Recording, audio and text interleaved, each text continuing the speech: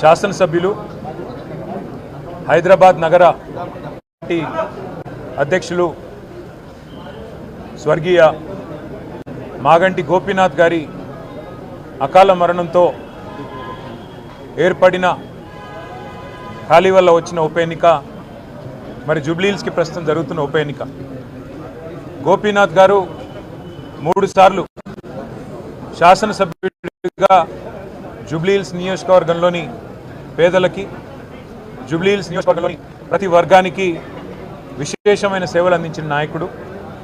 హైదరాబాద్ నగరంలో BRS party యొక్క విస్తృతికి ఇక్కడ మరి ప్రతి నియోజకవర్గంలో కూడా ఒక్కటి కూడా తప్పకుండా అన్ని నియోజకవర్గాల్లో పార్టీ గెలుపొందింది అంటే దానిలో కూడా వారి పాత్ర చాలా గణనీయమైనది.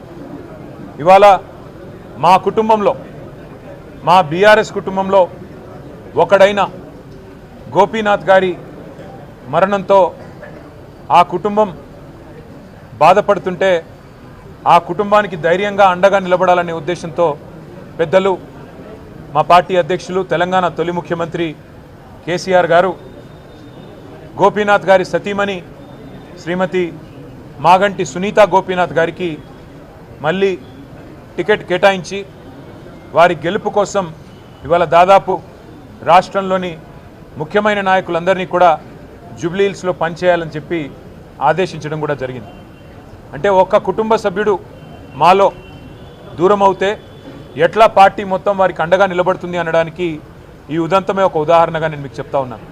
ఇవాళ మాగంటి సునీత గోపీనాథ్ గారు ఆమె ఒక వ్యక్తిగా కాదు, పార్టీగా ఈ ఎన్నికను మేము ఎదుర్కోబోతా ఉన్నాం. ఈ ఎన్నిక జరుగుతున్నది కూడా వ్యక్తుల మధ్యన కాదు. ఈ ఎన్నిక జరుగుతున్నది 10 ఏళ్ల అభివృద్ధికి 2 ఏళ్ల అరాచకానికి మధ్యన జరుగుతున్న ఎన్నిక. 10 ఏళ్ల పారదర్శక పాలనకు ఈ 2 ఏళ్లుగా జరుగుతున్న అవినీతి పాలనకు మధ్యన జరుగుతున్న ఎన్నిక. 10 ఏళ్ల రైతు బంధు పాలనకు 2 ఏళ్ల రాబందు పాలనకు మధ్యన జరుగుతున్న ఎన్నిక. ఇది వ్యక్తుల మధ్యన జరుగుతున్న ఎన్నిక కాదు. మేము జూబ్లీహిల్స్ నియోజకవర్గ ప్రజలకు కూడా మాగంటి సునీత గోపీనాథ్ గారిని గెలిపించాలని అభ్యర్థిస్తూ వారి గెలుపు వల్ల మీకు రాబోయేది ఏంటిది అంటే కాంగ్రెస్ ఇచ్చిన 6 గ్యారంటీలు మీరు జూబ్లీహిల్స్లో గట్టిగా కాంగ్రెస్ పార్టీకి దిమ్మ తిరిగే విధంగా మీరు తీర్పునిస్తే తప్పకుండా రాష్ట్రం మొత్తంలో కూడా పేదలకి న్యాయం జరుగుతుంది, పేదలకు లాభం జరుగుతుంది. 1,67,00,000 మంది ఆడబిడ్డలు ఎదురు చూస్తూ ఉన్నారు ఈ ఆడబిడ్డ గెలుపు కోసం. ఆ 1,67,00,000 మంది ఆడబిడ్డలు నెలకు 2,500 రూపాయలు ఏదైతే 100 రోజుల్లో ఇస్తామని చెప్పారో 2 ఏళ్లు గడిచినా ఇవ్వకపోతే వారందరూ కూడా అసహనంతో ఉన్నారు, కోపంతో ఉన్నారు. ఈ ఆడబిడ్డ గెలుపుతో తప్పకుండా మాకు నెలకు 2,500 వస్తాయని చెప్పి వారందరూ ఆశిస్తూ ఉన్నారు. వయసు మళ్ళిన పెద్దలు నెలకు 4,000 రూపాయలు వస్తాయని చెప్పి కాంగ్రెస్ పార్టీ ఇచ్చిన గ్యారంటీ కార్డును చూసి మోసపోయిన వారు ఈరోజు ఆశిస్తూ ఉన్నారు. మాకు 4,000 పెన్షన్ రావాలి అంటే మాగంటి సునీత గోపీనాథ్ గెలవాలి, కేసీఆర్ గారు మళ్ళీ రావాలి అని చెప్పి వారు కోరుకుంటా ఉన్నారు. అట్లాగే 2 లక్షల ఉద్యోగాలు అని చెప్పి మోసపోయిన మా తమ్ముళ్ళు, మా చెల్లెళ్ళు కోరుకుంటా ఉన్నారు. ఇవాళ మన అభ్యర్థి మాగంటి సునీత గోపీనాథ్ గారి గెలుపుతో కాంగ్రెస్కు కనువిప్పు కలుగుతుంది. కాంగ్రెస్కు చెంపపెట్టు లాంటి తీర్పునిస్తేనే ఆ 2 లక్షల ఉద్యోగాలు మాకు వస్తాయని చెప్పి మా తమ్ముళ్ళు, చెల్లెళ్ళు భావిస్తూ ఉన్నారు. ఆటో అన్నలు తిరగబడుతున్నారు. మాకు సంక్షేమ బోర్డు అన్నారు, నెలకు 1000 రూపాయలు అన్నారు, మా కడుపు మీద కొట్టారు ఈ కాంగ్రెస్ వాళ్ళని చెప్పి వాళ్ళ ఆటో అన్నలు ప్రార్థిస్తున్నారు. మాగంటి సునీత గోపీనాథ్ గెలవాలి, కేసీఆర్ రావాలి, మళ్ళీ మా ఆటో కార్మికులకు మంచి రోజులు రావాలని వారు బాధపడతా ఉన్నారు. వాళ్ళ హైడ్రా అరాచకంతో హడలిపోతున్న హైదరాబాద్ బస్తీ వాసులు, బాధపడుతున్న వాళ్ళు ఎప్పుడు వచ్చి రేవంత్ రెడ్డి బుల్డోజర్ శనివారం ఆదివారం వచ్చి ఇల్లు కూలగొడుతుందో అనే భయంతో బిక్కుబిక్కుమంటున్న పేదలు వామ్మో హైడ్రా అంటూ, వామ్మో కాంగ్రెస్ అంటూ ఇవాళ మళ్ళీ మాగంటి సునీత గోపీనాథ్ గెలవాలి, గెలిస్తేనే ఈ ప్రభుత్వానికి బుద్ధి వస్తుంది, ఈ అరాచకం ఆగుతుంది అని వాళ్ళు కూడా కోరుకుంటా ఉన్నారు. అట్లాగే హైదరాబాదులో నిలిచిపోయిన కేసీఆర్ కిట్లు, మూతపడుతున్న బస్తీ దవాఖానాలు, ఆగుతున్న 20,000 లీటర్ల నీళ్లు, ఫ్రీ వాటర్ ఆగిపోతూ ఉంది. ఇవాళ మళ్ళీ బిల్లులు వస్తూ ఉన్నాయి. ఇవన్నీ చూసిన తర్వాత హైదరాబాద్ నగర ప్రజలందరూ ఒకటే అనుకుంటా ఉన్నారు, ఈ 2 ఏళ్లలో ఒక్క ఇల్లు కట్టలేదు రేవంత్ రెడ్డి ప్రభుత్వం హైదరాబాద్లో. కేసీఆర్ ఇచ్చిన 1,00,000 డబుల్ బెడ్రూమ్ ఇల్లు కనబడుతున్నాయి. కేసీఆర్ ఇచ్చిన 1,00,000 పట్టాలు జీవో నంబర్ 58, 59 కింద పేదలకు ఇంకా గుర్తున్నాయి.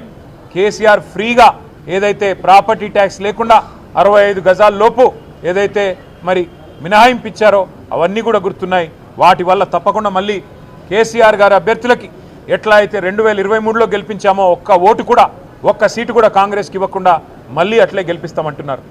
దోకా తిన్న మా మైనారిటీ అన్నదమ్ములు ఎవరైతే ఇవాళ మా ఎమ్మెల్యే లేడు, మాకు ఎమ్మెల్సీ లేడు, మాకు ఒక మంత్రి లేడు ఈ ప్రభుత్వంలో, మా గొంతు లేదు ఈ ప్రభుత్వంలో అని బాధపడుతున్నారో వారు తయారుగున్నారు.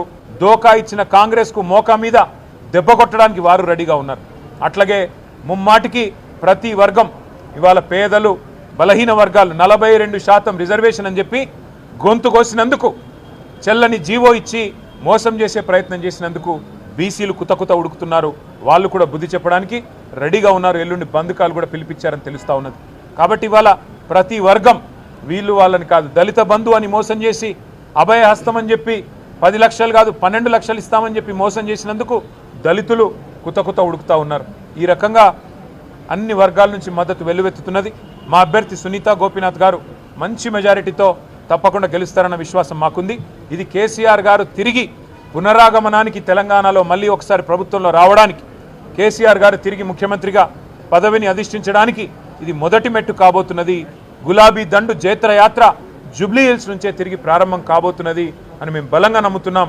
తప్పకుండా ప్రజల దీవెనలు మా అభ్యర్థి సునీత గారికి ఉండాలని చెప్పి పార్టీ సమిష్టిగా వారి గెలుపు కోసం పనిచేస్తుందని చెప్పి కూడా, అట్లాగే మీడియా మిత్రులకు కూడా దయచేసి మీ ఆశీర్వాదం కూడా మా అభ్యర్థికి ఉండాలని చెప్పి కూడా అభ్యర్థిస్తూ, మరి వారి గెలుపు కోసం శ్రమిస్తున్న ప్రతి ఒక్కరికి కూడా పేరు పేరున ధన్యవాదాలు తెలియజేస్తూ, జూబ్లీ హిల్స్ నవంబర్ 11 నాడు కారు గుర్తు మీద ఓటు వేసి మాగంటి సునీతా గోపీనాథ్ గారిని గెలిపించాలని మళ్ళీ ఒకసారి కోరుతూ మీ అందరికీ నమస్కారం. ఇప్పుడు మేము నామినేషన్ బయలుదేరుతా ఉన్నాం. వచ్చిన తర్వాత మిగతా విషయాలన్నీ మాట్లాడుకుందాం. Thank you. జై తెలంగాణ.